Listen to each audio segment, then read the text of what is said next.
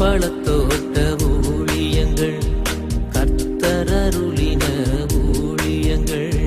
திராட்சை பழத்தோட்ட ஊழியங்கள், கர்த்தரருளின ஊழியங்கள். அவரில் நிலைத்திருந்து கனி கொடுப்போம், கர்த்தர் வாய்க்க செய்வார். அவரில் நிலைத்திருந்து கனி கொடுப்போம், கர்த்தர் வாய்க்க செய்வார்.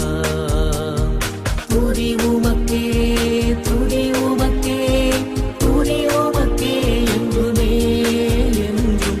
துதி உமக்கே, துதி உமக்கே, துதி உமக்கே என்றுமே என்றும். துதி உமக்கே என்றுமே என்றும். துதி உமக்கே என்றுமே. சிறியவனை பொழுதிலிருந்தும் எளியவனை குப்பையிலிருந்தும் எடுத்து உயர்த்தி ராஜாக்களோடும் பிரபுக்களோடும் வந்திருக்கச் செய்கிற அருமை ஆண்டவர் இயேசு கிறிஸ்துவின் இனிதான நாமத்தினாலே சத்தத்தை கேட்கின்ற அனைத்து தேவனுடைய பிள்ளைகளுக்கும் என்னுடைய அன்பான வாழ்த்துதல்கள். நீங்கள் கோடா கோடியை பெருகுவீர்களாக, உடைய பிள்ளைகள் கோடா கோடியை பெருகுவார்களாக என்று வாழ்த்துகிறேன், ஆசீர்வதிக்கின்றேன். விருத்துக்குரியவர்களே, எவ்வளவு பெரிதான பாக்கியம், கிருபை. நாம் இந்த பூமியில் இன்றும் ஜீவனோடு இருக்கின்றோம். ஆண்டவர் நமக்கு ஆயுசு காலங்களை எதற்காக தந்திருக்கின்றார் என்றால், எப்படியாவது நாம் ஆண்டவருடைய பணியை செய்ய வேண்டும் என்பதற்காகவே. ஒரு காலத்தில் நம்முடைய நாட்டுக்கு பணி செய்வதற்காக, ஊழியம் செய்வதற்காக இங்கிலாந்து நாட்டிலிருந்து அங்கே எத்தனையோ மிஷினரிகள் வந்தார்கள். எவ்வளவோ தியாகங்களை அவர்கள் செய்தார்கள், தங்களையே அவர்கள் அர்ப்பணித்தார்கள். வசதியே இல்லாத நம்முடைய நாட்டிலே அவர்கள் ஊழியத்தை உண்மை உத்தமமாய் செய்து எத்தனையோ சபைகளை நிறுவினார்கள். இன்றைக்கு அந்த மிஷினரிகள் இல்லை, ஏனென்றால் நாம் எல்லாருமே இப்பொழுது கிறிஸ்துவை ஏற்றுக்கொண்டு விட்டோம். அவங்கெல்லாம் அவங்க நாட்டில் இருக்கிறாங்க. இப்பொழுது அந்த மிஷினரிகள் என்ன பணியை செய்தார்களோ அந்த பணியை செய்வதற்காக நீங்களும் நானும் அழைக்கப்படுகின்றோம். அதை மறந்து விடாதிருங்கள். கர்த்தரை அறியாதவர்கள் இன்னும் ஏராளமானவர்கள் இந்த நம்முடைய நாட்டில் இருக்கிறாங்க. மரணத்தை சந்திக்கிற பொழுது அவருடைய ஆத்மா பாதாளத்துக்குள்ளே போய்கொண்டிருக்கின்றது. அப்பொழுதுதான் நான் தவறு செய்து விட்டேன், நான் உண்மையான ஆண்டவரை அறியவில்லை என்று அவர்கள் உணர வருவார்கள். அதற்குள்ளாக அவர்கள் சந்திக்கப்பட வேண்டும், அவர்கள் ரட்சிக்கப்பட வேண்டும். அந்த பொறுப்பு எனக்கும் உங்களுக்கு தான் கொடுக்கப்பட்டிருக்கின்றது. எனவே முடிந்தளவு கர்த்தருடைய பணியை நாம் செய்வோம். நம்முடைய பிள்ளைகளை ஊழியம் செய்ய ஊக்குவிப்போம். யாராவது ஊழியம் செய்கின்றார்கள் என்றால் அவர்களை ஊக்குவிப்போம். அப்படி நாம் செய்ய ஒன்று நம்ம ஊழியம் செய்யணும், இல்லைன்னா ஊழியம் செய்கிறவங்களை நம்ம என்கரேஜ் பண்ணணும். ரெண்டில் ஏதாவது ஒன்று கண்டிப்பாக நம்ம செய்யணும். அப்பொழுது தேவநாமம் மகிமைப்படும், ஆண்டவருடைய ராஜ்யம் கெட்டப்படும். பிரியத்துக்குரியவர்களே, இந்த நாட்களில் நம்முடைய ஊழியத்தின் சார்பாக வெறுமனே கூட்டங்களை நடத்தி முடிக்காதபடிக்கு நாம் கூட்டத்தின் இறுதியில் எல்லாருக்கும் தனித்தனியாக நாம் ஜெபிக்கின்றோம். அவர்களுக்கு சுகம் கிடைக்கணும், விடுதலை கிடைக்கணும் போராடுறோம். அதன் பிறகு கூட்டத்தின் இறுதியிலே எல்லோருக்கும் நல்லபடியாக நாம் விருந்தளிக்கின்றோம். வயிறு நிறைய சாப்பாடு கொடுத்து நம்ம அனுப்புகின்றோம். ஒவ்வொரு சனிக்கிழமையிலும் ஒவ்வொரு ஊரில் போய் கூட்டத்தை நடத்துகிறோம். இந்த சனிக்கிழமை கர்த்தர் சித்தமானால் 4வது சனிக்கிழமையாக இருக்கின்றபடினாலே சென்னையிலே சவுத் சென்னை, முதல்ல தென் சென்னை, அங்கே பல்லாவரம் பம்பல் மெயின் ரோட்டில் முத்தமிழ் நகர் பஸ் ஸ்டாப்பில் சியோன் காம்ப்ளெக்ஸ் 4வது மாடியில் மேலே இருக்குது. லிஃப்ட்டில் வந்துடலாம், பின்னால் வந்தீங்கன்னா. அங்கே வைத்து காலை 10 மணி முதல் மதியம் 1 மணி வரைக்கும் நடைபெறும் கூட்டத்தினரிலே சகோதரர் மங்களராஜ் அவர்கள் உங்களுக்கு நல்ல நிறைவான உணவை அளிப்பார்கள். நான் தனித்தனியாக உங்களுக்காக ஜெபிப்பேன். மாலை 6 மணிக்கு BK பாலர் கல்வி நிலையம் வட சென்னை ஜனங்களுக்காக புரசவாக்கத்தில் அது இருக்கிறது. நீங்கள் வந்து பங்கு பெற வேண்டும். எத்தனையோ பேர் வட சென்னையில் நம்முடைய நிகழ்ச்சியில் டெய்லி பார்க்குறீங்க. நீங்கள் ஏன் வரக்கூடாது என்று உங்களை அன்போடு கூட நான் அழைக்கின்றேன். அது மாத்திரமல்ல, நம்முடைய ஊழியத்தின் சார்பாக இல்லங்களை கட்டுகின்றோம். அதாவது அடைக்கலான் குருவி முதியோர் இல்லத்தை நாம் கட்டியிருக்கின்றோம். வயது சென்ற காலத்தில் இருப்பவர்கள் பிள்ளைகளாலே கவனிக்கப்பட முடியாத ஒரு சூழ்நிலை உருவாகும். பிள்ளைங்க வெளியூரில் வெளிநாட்டில் இருப்பாங்க, என்ன செய்ய, யார் கவனிக்க அப்படின்னு யோசிக்கும்போது இந்த ஆவிக்குரிய முதியோர் இல்லத்தை, இந்த அடைக்கலான் குருவி இல்லத்தை நீங்கள் தேர்வு செய்யுங்கள். முழுவதும் ஆவிக்குரிய ஒரு இடம், தேவனுடைய மாளிகையை ஒட்டி இருக்கின்றது. தினந்தோறும் ஜெபங்கள் நடத்தப்படுகின்றது. எல்லா வசதிகளும் இருக்கின்றது. நீங்கள் தயவு செய்து என்னை உடனடியாக தொடர்பு கொள்ளும்படியாக அன்போடு கூட கேட்டுக்கொள்கிறேன். அங்கே தங்கியிருந்து பணிபுரிய நர்சஸ் நமக்கு தேவைப்படுறாங்க. அர்ப்பணிப்புள்ளவர்கள் என்னை தொடர்பு கொள்ளலாம். கர்த்தர் உங்களை ஆசீர்வதிப்பாராக என்று வாழ்த்துகிறேன். பிரியத்துக்குரியவர்களே, இந்த நாளில் தொடர்ந்து நாம் தாவீதுடைய சரித்திரத்தை காண இருக்கின்றோம். 2 சாமுவேல் 18வது அதிகாரம் 2வது வசனத்தின் பின்பகுதி. நானும் உங்களோடு கூட புறப்பட்டு வருவேன் என்று ராஜா ஜனங்களிடத்தில் சொன்னான். 3வது வசனம், ஜனங்களோ நீர் புறப்பட வேண்டாம், நாங்கள் முறிந்தோடி போனாலும் அவர்கள் எங்கள் காரியத்தை ஒரு பொருட்டாக எண்ண மாட்டார்கள். எங்களில் பாதி பேர் செத்து போனாலும் எங்கள் காரியத்தை பற்றி கவலைப்பட மாட்டார்கள். நீரோ எங்களில் 10,000 பேருக்கு சரி, நீர் பட்டணத்தில் இருந்து கொண்டு எங்களுக்கு உதவி செய்கிறது எங்களுக்கு நலமாயிருக்கும் என்றார்கள். இது வாசிக்கிற பொழுது தாவீது எவ்வளோ கொடுத்து வைத்தவர் என்று சொல்லி இங்கே நான் காண்கின்றோம். அவர் ஒரு நல்ல தலைவராக இருக்கிறபடினாலே இவங்கள வச்சுக்க, நீ பொறுப்பாக வச்சுக்க அப்படின்னு சொல்லிட்டு நீங்களாம் போய் சண்டை போடுங்க, நாங்கள் பத்திரமா இருக்கேன்னு சொல்லாமல் நானும் யுத்தத்துக்கு வருவேன் என்று சொல்லி அங்கே அவர் சொல்லுகிறார். இந்த சம்பவம் நடக்கிற பொழுது தாவீதுக்கு குறைந்தபட்சம் 60 வயதாக இருந்திருக்க வேண்டும். நல்ல விருத்தோம்பலான ஒரு வயது. ஆனாலும் கூட நானும் யுத்தத்துக்கு வருவேன், நான் வந்தாதான் வீரர்கள் எல்லாம் உற்சாகப்படுவாங்க அப்படின்னு சொல்லிட்டு அவர் உணர்ந்து நானும் சண்டைக்கு வரேன்னு சொல்லி அவர் சொல்கிறார். ஏற்கனவே பெத்த மகன் நேரால் வந்திருக்கிறதுனால ஒரு மனதில் சோர்ந்து போயிருக்கணும். அதெல்லாம் பார்க்காம நானும் வரேன் சண்டைக்கு போவோம்னு சொல்லி அவர் சொன்னாராம். பிரித்துக்குரியவர், இதுதான் உண்மையான ஒரு தலைவன். Good leader and perfect leader is always setting an example. அவர் ஒரு முன்மாதிரியாக அவர் இருக்கின்றார். அவரை பார்த்து தான் வீரர்கள் எல்லாம் பாடங்களை கற்றுக்கொள்கிறாங்க. அப்பா பையனை பார்த்து தண்ணி அடிக்காத, சிகரெட் அடிக்காத, அங்கே போகாத இங்கே போகாதன்னு சொல்லி சொன்னார்னா, முதலாவது அவர் அந்த காரியங்களை செய்யாதவராக இருக்கணும். அப்படி செய்யாமல் இருந்தால் அவர் பிள்ளைகள் சத்தம் போட்டால் பிள்ளைகளை கேட்கும். ஆனால் அவர் அந்த தவறுலாம் செஞ்சுட்டு பிள்ளைகளை பார்த்துட்டு நீ தண்ணி அடிக்காத, நீ அந்த தப்பானா இந்த பண்ணாதுன்னா நீங்கள் என்ன யோக்கியமானு சொல்லி பிள்ளைகள் கேட்கும். நான் ஸ்கூலில் படிக்கும்போது ஒரு பையன் சிகரெட் குடிப்பான் சின்ன வயசுலேயே. அப்போ எனக்கு ரொம்ப ஆச்சரியமாக இருக்கும். ஏன்னா அந்த பிராயத்தில் அப்படி யாராவது பழக்கம் இருந்தால் ரொம்ப ரேராக தான் இருக்கும். என்னடா இந்த பழக்கத்தை எப்படி கற்றுக்கிட்டேன்னு கேட்டால், எங்கள் அப்பா வீட்டில் சிகரெட் குடிப்பாங்க, அவங்க எல்லா இடத்துலையும் சிகரெட் வச்சுருப்பாங்க, அதை பார்த்து நான் கற்றுக்கொண்டேன் என்று அவன் சொன்னான். எனக்கு அதிர்ச்சியாக இருந்தது. ஒரு வாலிபன் தன் வாழ்நாள் பரியந்தம் புகைப்பிடிக்கிறவனாய் மாறுவதற்கு யார் காரணம் என்றால் தகப்பனே காரணம். குடிக்கிற பெற்றோர்களே, குடிக்கிற தகப்பன்மாரே, இது உங்களுடைய பிள்ளைகளை பாதிக்கும் என்பதை என்றைக்காவது நீங்கள் உணர்ந்திருக்கிறீர்களா? எப்போ பார்த்தாலும் சண்டை போட்டு கொண்டிருக்கிற கணவன் மனைவிகளே, இந்த சண்டைகள் உங்கள் பிள்ளைகளுடைய மனநிலைமையை பாதிக்கும் என்பதை நீங்கள் உணர்ந்திருக்கிறீர்களா? ஒரு சகோதரியை தெரியும், சின்ன வயசுலேருந்தே அவங்க அப்பா அம்மாவுக்குள்ள ஒரே சண்டை, எப்போ பார்த்தாலும் ஒரே சண்டை தான். கெட்ட வார்த்தை சொல்லி அடிக்க போகிறது, அப்படி இப்படி பயங்கரமாக சண்டை நடக்கும். அதை பார்த்து அந்த பிள்ளையுடைய மனநிலைமை பாதிக்கப்பட்டு இன்னைக்கு வரைக்கும் ரொம்ப பயந்த ஒரு பிள்ளையாக அவங்க இருக்கிறாங்க.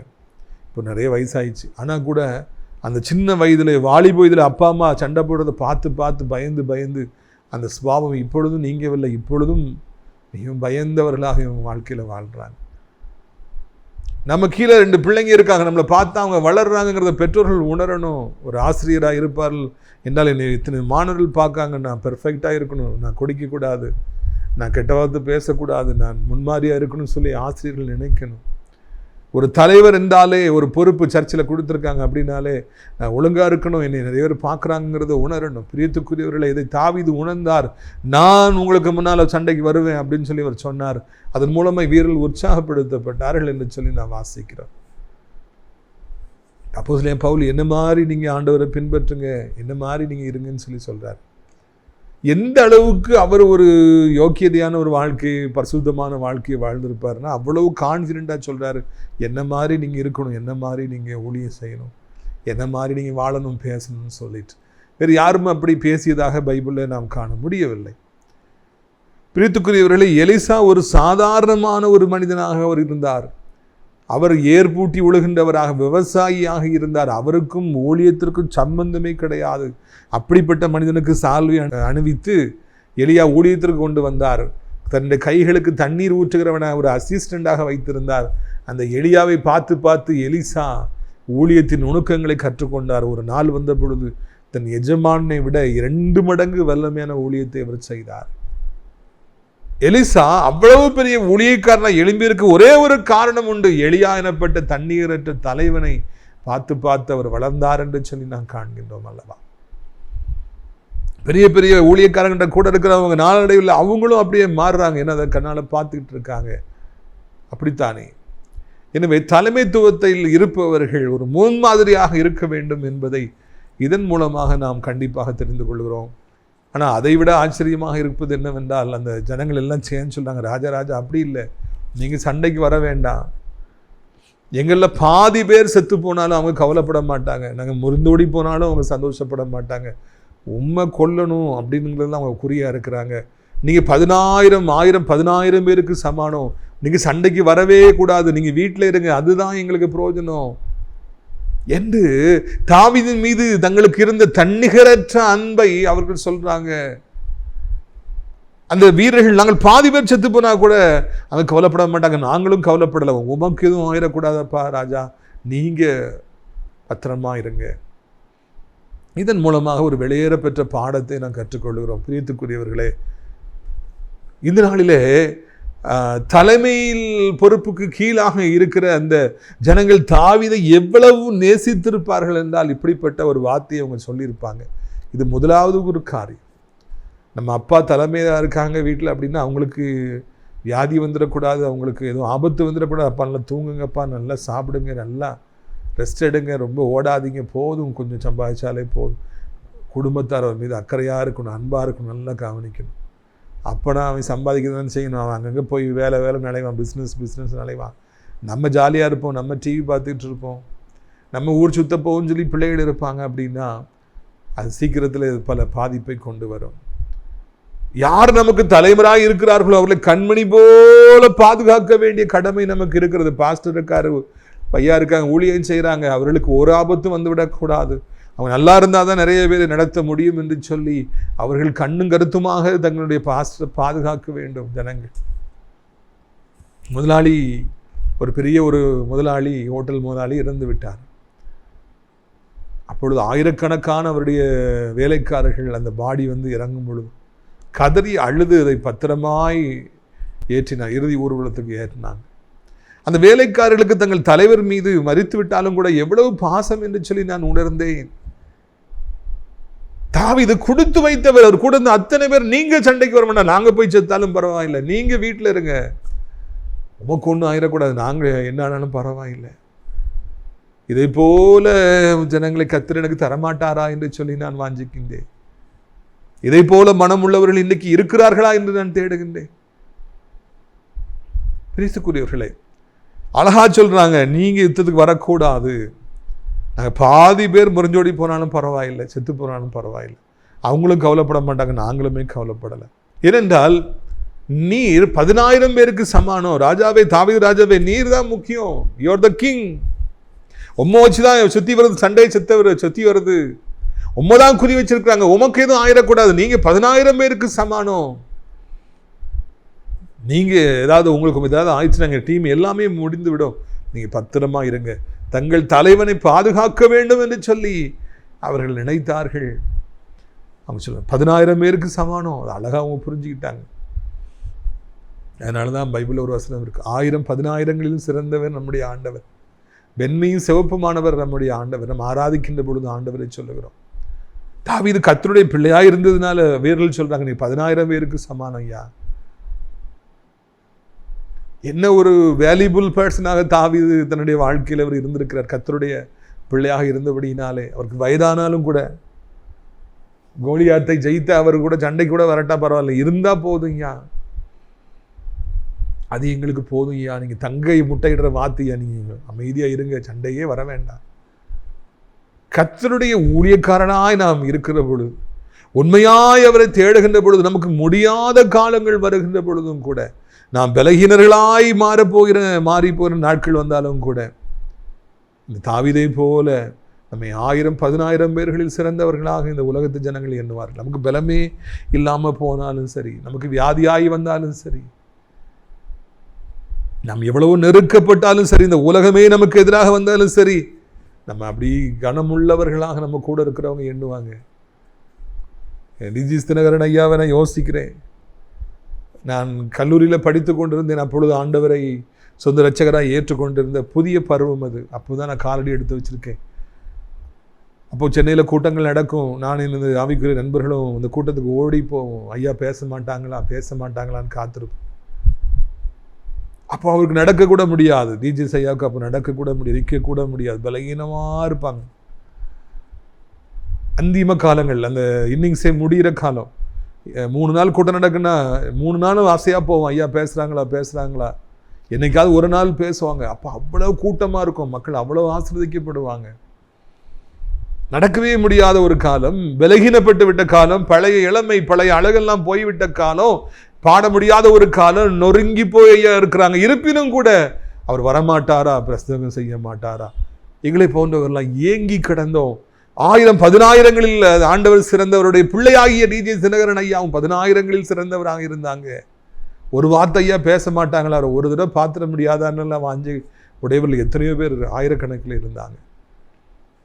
கர்த்தருடைய ஊழியத்தை செய்ய அவருடைய பணியை செய்ய அவரை நேசிக்க அவருடைய முகத்தை நோக்கி பார்க்க காலங்கள் சென்றாலும் நம்முடைய மரியாதை, நம்ம இந்த உலகத்தார் நம்ம மீது வைத்திருக்கிற அன்பு பல மடங்கு அதிகரிக்குமே என்று குறைந்து போகாது. ஐயோ, என்ன விந்தை! நடக்க முடியாத ஒரு மனிதனை, தள்ளாடுகின்ற மனிதனை பார்ப்பதற்கு கோடிக்கணக்கான ஜனங்கள் காத்து கிடந்தார்கள். என்ன காரணம்? அவர் தன் வாழ்விலே ஆண்டவர் இயேசுவை பின்வாங்கவில்லை. அந்த முகத்தையே அவர் பார்த்து வாழ்ந்தார். நம்ம இந்த உலக வாழ்க்கையில காலம் செல்ல நம்ம கூட இருக்கவங்களாம் போயிட்டே இருக்கிறாங்க. அழகு மறைய பின்னால வர்றவங்கலாம் ஓடி போறாங்க. இவன் உதவி கேட்டுருவானோன்னு சொல்லி நம்ம காத்து பயப்படுறாங்க. இவன் ஒரு பாரமா இருப்பான்னு இந்த உலகத்தார் நினைக்கிறாங்க. ஆனா கர்த்தருடைய பிள்ளைகளுக்கு வயதாக பலகீனங்கள் வரலாம், வராமலும் இருக்கலாம். இந்த உலகத்தின் பார்வையில் அவர்கள் கனமானவர்களாக மாற்றப்படுறாங்க. நீ வரணும் அவசியமே இல்லை, நாங்கள் போகிறோம், சண்டை செத்தாலும் பரவாயில்ல, நீங்கள் நல்லா இருங்க, சேஃபாக இருங்க, நீங்கள் 1000-10,000ங்களை சிறந்தவர்னு சொல்லி சொன்னாங்க. விஷயத்துக்குரியவர்களே, கர்த்தரோடு நாம் நம்முடைய வாழ்க்கையை கொண்டு செல்வோம்னா, வாலிப காலங்கள் ஆண்டரை ஏற்றுக்கிட்டு காலங்கள் செல்ல அவரே சிக்கின்னு பற்றிக்கிட்டு அவர் பாதத்திலேயே நம்ம காத்து கிடப்போம்னா, எத்தனை வருடங்கள் ஆனாலும் நம்முடைய மதிப்பு ஏறிக்கொண்டே போகுமே தவிர குறையவே குறையாது. அந்த இடத்துல லேண்டை வாங்கி போடுங்க, காலங்கள் செல்ல அதிகரிச்சுட்டே போகும் அப்படிங்கிறாங்க. ஏசப்பாவை நீங்கள் ஏற்றுக்கிட்டீங்கன்னா காலங்கள் செல்ல உங்கள் வேல்யூ அதிகரிச்சுட்டே தான் போகும், அது குறையாது. நீங்கள் தான் சிறந்தவங்க, நீங்கள் தான் முக்கியம், நீங்கள் பத்திரமா இருந்தால் போதும், நாங்கள் பார்த்துக்கிறோம் ஐயா, நாங்கள் பார்த்துக்கிறோம் அப்படின்னு சொல்லி அவங்க சொன்னாங்களா? வாலிப மகனே, வாலிப மகளே, உன் தாய் உன் தகப்பன் வேலை செய்து அவங்க இன்னைக்கு தளர்ந்தவங்களா இருக்கலாம். அப்பா நீங்கள் வேலைக்கு போக வேண்டாம், அம்மா நீங்கள் வேலைக்கு போக வேண்டாம், நான் சம்பாதித்து உங்களை பாதுகாக்கிறேன் அம்மா, குடும்பத்தை நடத்துவேன் அம்மா என்று சொல்லி இந்த வீரர்களை போல அம்மாவையும் அப்பாவையும் வீட்டில் வைக்கிற அளவுக்கு நீங்கள் இன்னைக்கு வளர்ந்துட்டீங்களா? That's my question. உங்கள் அம்மாவையும் அப்பாவையும், அப்பா அம்மா வீட்டில் இருங்க, நான் பார்த்துக்கிறேன், நான் சம்பாத்தியம் பண்ணுறேன், நீங்கள் ரெஸ்ட் எடுங்க, தாவீதை வீட்டில் வச்ச மாதிரி இன்னைக்கு உங்கள் அம்மா அப்பாவை வச்சுட்டு நீங்கள் போய் சம்பாதிச்சு வந்து குடும்பத்தை நடத்துறீங்களா? அதுவே வாழ்க்கையிலே மிக சிறந்த நாள், வரலாற்று முக்கியத்துவம் வாய்ந்த நாள். என்றைக்கு அம்மா அப்பாவை வீட்டில் வச்சுட்டு நீங்கள் போய் சம்பாதிச்சு அவங்களுக்கு சாப்பாடு கொடுக்குறீங்களோ, அவங்க நடத்துகிறீங்களோ, அன்றைக்கு உங்களுடைய வாழ்க்கையிலே ஒரு வசந்த காலம் ஆரம்பிக்கிறது என்பதையும் மறந்துவிட வேண்டாம். ஒவ்வொரு பிள்ளையும் என்றைக்கு தான் சம்பாதித்து தன்னுடைய தகப்பன் தாயை வீட்டில் வைத்து பாதுகாக்கின்றதோ அந்த நாளே இன்ப நாள், அந்த நாளே இன்ப நாள், அந்த பெற்றோர்களுக்கு அந்த நாளே சந்தோஷமான ஒரு நாள். இன்றைக்கு எத்தனையோ பெற்றோர்கள் பிள்ளைகளை லட்சக்கணக்கிலே பணம் செலுத்தி தங்கள் பலத்துக்கும் அப்பாற்பட்டு உழைத்து அவர்களை படிக்க வைக்கிறாங்க. சாப்பிடாம கடந்து தான் வாயை கட்டி வைத்த கட்டி பிள்ளைகளை படிக்க வைக்கிறாங்க. எதுக்கு தெரியுமா? பிள்ளைங்க நல்லா படிக்கட்டும், நல்லா வேலைக்கு போகட்டும், நல்ல நிலைமைக்கு வரட்டும், சம்பாதிக்கட்டும், என்னையும் ஏதாவது பார்த்து பண்ணட்டும். நீங்கள் நல்லா இருக்கணும்னு சொல்லி ஆசைப்படுற பெற்றோரை நீங்கள் வேலைக்கு வந்த உடனே நீ சும்மா இருங்கம்மா, நீங்கள் சும்மா இருங்கப்பா, நான் வேலைக்கு போகிறேன், நான் சம்பாதிக்கிறேன், நான் உங்களை நல்லா பாதுகாத்துக்கிறேன். இத்தனை காலம் தாவிட்டு நன்மை பெற்றவங்க ஒரு காலம் வந்தவொடனே நீங்கள் ரெஸ்ட் எடுங்க ராஜா, நாங்கள் பார்த்துக்கிறோம் இத்தன்னு சொன்ன மாதிரி நாமும் கூட அம்மா அப்பாவையும் நம்மை வளர்த்தவர்களையும் ஆக்கி விட்டவர்களையும் உருவாக்கி விட்டவர்களையும் ரெஸ்ட் எடுக்க வைத்து விட்டு நாம் அவர்களுக்காக களத்தில் போய் நிற்கணும். இதுதான் நம்முடைய வாழ்க்கையின் குறிக்கோளாக இருக்க வேண்டும் என்று சொல்லி ஆண்டவர் நம்மை அழைக்கின்றார். இயேசு கிறிஸ்து அந்த ஊழியத்தில் உழைத்து கொண்டே இருந்தார். 3 வருடங்கள் உழைச்சிட்டே இருந்தார். ஒரு பேதுரு நானும் கடலில் நடக்கிறேன்னாரு. அந்த 70 பேர் போய் பேய்களாம் விரட்டிட்டு வந்தாங்க. மின்னலை போல சாத்தா விழுந்தான்னு சொல்லி சொன்னார் ஆண்டவர். ஆனால் அவருடைய உட்கார வைத்து விட்டு நான் இன்றைக்கி ஊழியம் செய்கிறேன்னு சொல்கிற அளவுக்கு அந்த 3 வருஷத்தில் அந்த 12 சீசனால் செய்ய முடியல. ஒருவேளை அவருடைய மரணத்துக்கு பிறகு அவங்க அந்த ஊழியத்தை செஞ்சாங்க, எடுத்து நிறுத்தினாங்க. ஆனால் அவர் இருந்த வரைக்கும் அவருக்கு ரெஸ்ட்டை கொடுத்து இன்றைக்கி நாங்கள் போய் பேயை விரட்டுறோம், நாங்கள் பிரசங்கம் பண்ணுறோம்னு சொல்லி சொல்கிற அளவிற்கு அவர்கள் வளர்ச்சி அடையவில்லை. சாகின்ற வரைக்கும் அவர் தன்னுடையவர்களை பாதுகாக்கிறவராக, நடத்துகிறவராக இருந்தார், ஆலோசனை கொடுக்கிறவராக இருந்தார். விழித்திருந்து ஜெபம் பண்ணுங்கள். சரீரம் பலகீனமுடையது, ஆவி உற்சாகம் உள்ளது, மாம்சம் பலகீனமானதுன்னு சொன்னார். பட்டயத்தை எடுப்பன் பட்டயத்தாலே போவான்னு சொல்லி சொன்னார். ஒரு நாள் கூட அவர் சீசர்கள் நீங்கள் ரெஸ்ட் எடுங்க ஏசப்பா, நாங்கள் ஊழியம் செய்கிறோன்னு சொல்லி சொல்லலை. இது மிக வருந்தத்தக்க ஒரு விஷயம் அல்லவா? என்றைக்கு இருந்தாலும் நம்ம பெற்றோர்களே நம்மளை கவனிக்கணும், அவங்களே சாப்பாடு போடணும், அவங்களே நமக்கு தேவையை சந்திக்கணும்னு நினைக்கக்கூடாது. நாம் நிலைமைக்கு வரணும், நல்ல நிலைமைக்கு வரணும், அம்மா அப்பாவுக்கு ரெஸ்ட் கொடுக்கணும். அதுதான் நம்முடைய வாழ்க்கையின் நோக்கமாக இருக்க வேண்டும். இதைத்தான் இங்கே நான் காண்கிறோம். நீங்கள் ரெஸ்ட் எடுங்க, நாங்கள் பார்த்துக்கிறோம். சண்டையில் செத்தாலும் நாங்கள் கவலைப்படலை, அவங்களுக்கும் கவலைப்பட போகிறதில்லை. நீங்கள் தான் முக்கியம், எங்களுக்கும் நீங்கள் தான் முக்கியம், எதிரிகளுக்கும் நீங்கள் தான் முக்கியம். எதிரிகள் உங்களை கொள்ளணும்னு நினைக்காங்க, நாங்கள் எப்படியாவது உங்களை பாதுகாக்கிறோன்னு நினைக்கிறோம். இப்படிப்பட்ட அனுபவங்களை கர்த்தர் உங்களை ஒவ்வொருவருக்கும் கொடுப்பாராக என்று சொல்லி வாழ்த்துக்கிறேன். உங்களுடைய ஆசீர்வாதங்களுக்காக நான் ஜெபிக்கும்படியாக விரும்புகிறேன். கண்களை மூடுவீர்களா? அப்பா பிதாவே, இந்த அருமையான நாளுக்காக நன்றி நன்றி நன்றி நன்றி ராஜா. இறைவா, இந்த அருமையான நாளிலும் கூட எங்களுக்கு நீ கற்றுக் கொடுத்திருக்கிற வெளியேற பெற்ற பாடங்களுக்காக நன்றி செலுத்துகிறோம். இறைவா, எங்கள் பெற்றோரை நாங்கள் பாதுகாக்க, எங்களுக்கு பிரியமானவர்களை பாதுகாக்க, எங்களை வளர்த்து ஆளாக்கி விட்டவர்களை பாதுகாக்க, அவர்களை கனம் செய்ய, அவரை உட்கார வைத்து சாப்பாடு போட எங்களுக்கு நீங்கள் கற்றுத்தாருங்க. எனக்கு நிறைய பேர் வயதான காலத்தில் பெற்றோர்களை உட்கார விட மாட்டேங்கிறாங்க, கவனிக்க மாட்டேங்கிறாங்க. அதனால தான் முதியோர் இல்லத்தையும் நம்ம கட்டியிருக்கிறோம். ஐயா, மகத்துவம் நிறைந்த தெய்வமே, இந்த அருமையான நாளிலும் கூட கர்த்தாவே எசப்பா, உம்மோடு கூட வாழுகிற பொழுது எங்களை நீங்கள் 1000-10,000 சிறந்தவராக மாற்றுறீங்க, விலையேறப்பட்ட ஒரு மனுஷனாக மாற்றுறீங்க. அதற்காக நன்றி நன்றி நன்றி நன்றி ராஜா, நன்றி. வியாதிப்பட்டுகிற பிள்ளைகள் ஒவ்வொருவரையும் தொடுவீராக. என்ன வியாதி இருந்தாலும் இப்பொழுது மறைவதாக, புண்கள் மறைவதாக, தோலாலை மூடுங்க, கட்டிகள் மறைவதாக. எந்த இடத்துல கட்டி இருந்தாலும் சரி, எவ்வளோ பெருசாக இருந்தாலும் சரி, சிறுசாக இருந்தாலும் சரி, மறையட்டும்.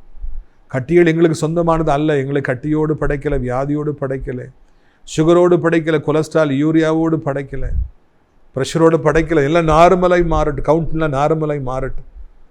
ரத்தம் குறைந்திருக்கிறவர்களுக்கு ரத்த கவுண்ட்டு சரியாய் மாறட்டும். மரண கண்ணியில் தங்கி சிக்கியிருப்பவர்களுக்கு கர்த்தர் விடுதலை தார். மரண கண்ணிகள் தெறிக்கட்டும். சாப்பிட முடியாத பிள்ளைகளுக்கு சாப்பாடு உடம்புல சேரட்டும். மூச்சு விட முடியாமல் இருக்கிற பிள்ளைகளுக்கு மூச்சு குழாய்கள் திறக்கட்டும். வயிறு வீங்கிருக்கு, கால் வீங்கிருக்குன்னு சொல்கிறவங்களுக்கு வயிறு வீக்கெல்லாம் வற்றட்டும்.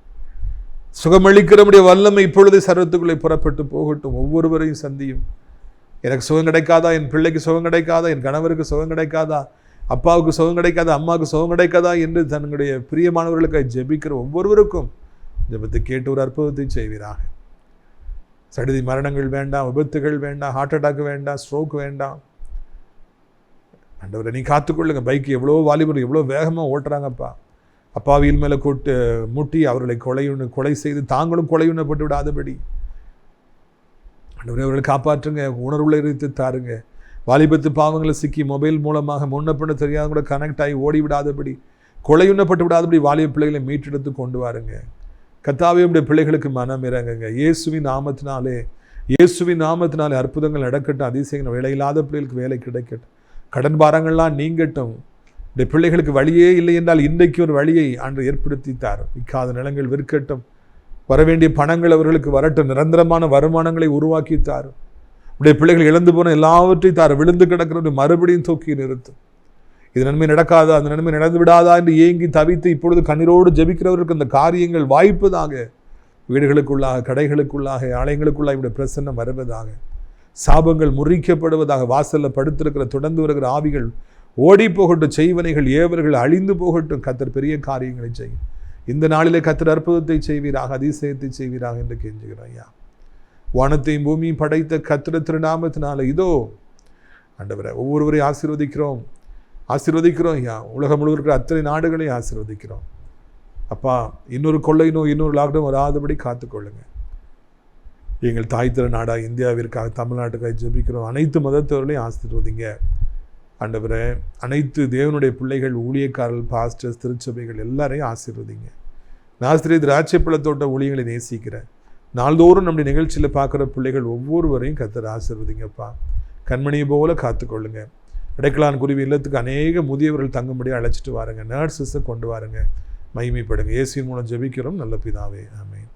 என் ஆத்மாவை கர்த்தரை சோத்திரி, என் முழு உள்ளமே அவருடைய பரிசுத்த நாமத்தை சோத்திரி. என் ஆத்மாவை கர்த்தரை சோத்திரி, செய்த சகல உபகாரங்களை ஒரு பொழுதும் மறவாதே, ஆமென். நம்முடைய கர்த்தராகிய இயேசு கிறிஸ்துவின் கிருபையும் பிதாவாகிய தேவனுடைய அன்பும் பரிசுத்தாடி அந்யோன்ய ஐக்கியமில்லாத பிரசன்னமும் உங்கள் அனைவரோடு இந்த வருடம் முழுவதும் இருப்பதாக.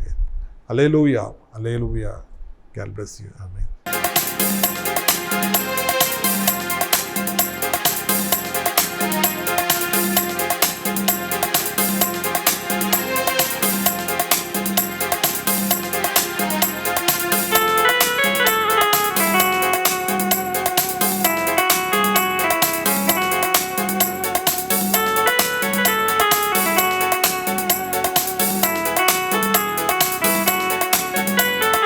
இயேசு நல்லவர், இயேசு வல்லவர், என்றென்றும் மாறாதவர், அவர் என்றென்றும் மாறாதவர்.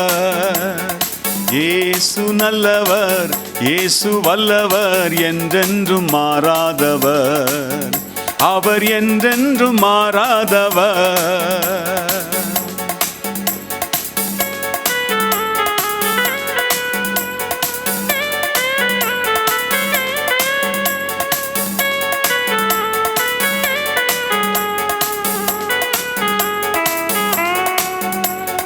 குருடரின் கண்களை திறப்பவர், அவர் நல்லவர் நல்லவரே. செவிடரின் செவிகளை திறப்பவர், அவர் நல்லவர் நல்லவரே. குருடரின் கண்களை திறப்பவர், அவர் நல்லவர் நல்லவரே. செவிடரின் செவிகளை திறப்பவர், அவர் நல்லவர் நல்லவரே. அவர் நல்லவர், சர்வ வல்லவர், அவர் கிருபை என்றும் உள்ளதே. அவர் நல்லவர், சர்வ வல்லவர், அவர் கிருபை என்றும் உள்ளதே. இயேசு நல்லவர், இயேசு வல்லவர், என்றென்றும் மாறாதவர், அவர் என்றென்றும் மாறாதவர். வியாதியில் விடுதலை தருபவர், பாவத்தை மன்னிக்கும் பரிசுத்தர், அவர் என்றென்றும் நல்லவர், அவர் வல்லமை என்றென்றும் மாறாதது.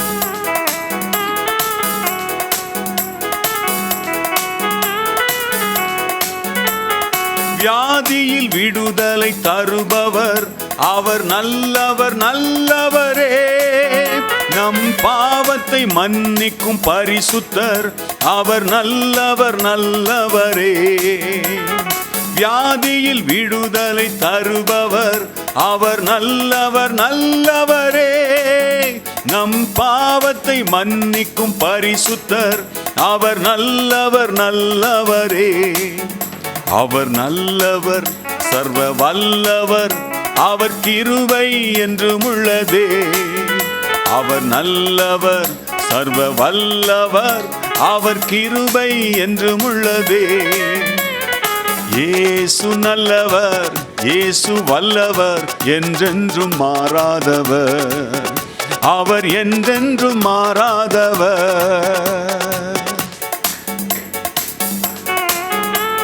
துன்பத்தில் ஆறுதல் அளிப்பவர், நம் பாரங்கள் யாவையும் நீக்குவார், அவர் நல்லவராகவே இருக்கிறார்.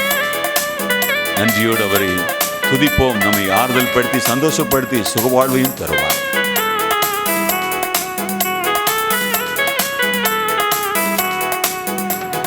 துன்பத்தில் ஆறுதல் அளிப்பவர், அவர் நல்லவர் நல்லவரே.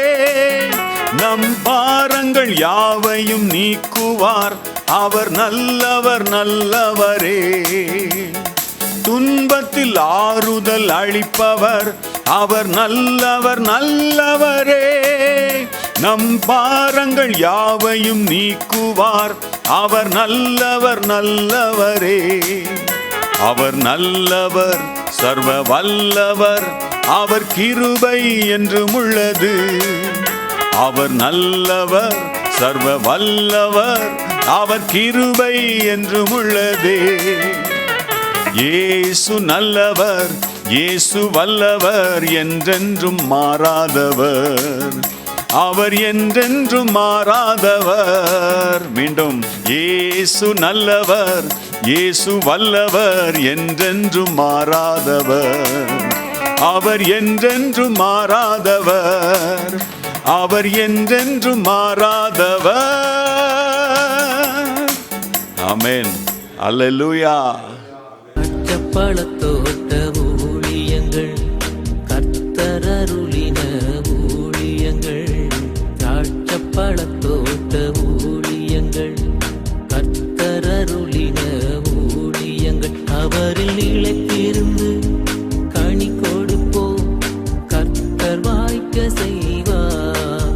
அவரில் நிலைத்திருந்து கனி கொடுப்போம், கர்த்தர் வாய்க்க செய்வார். துதி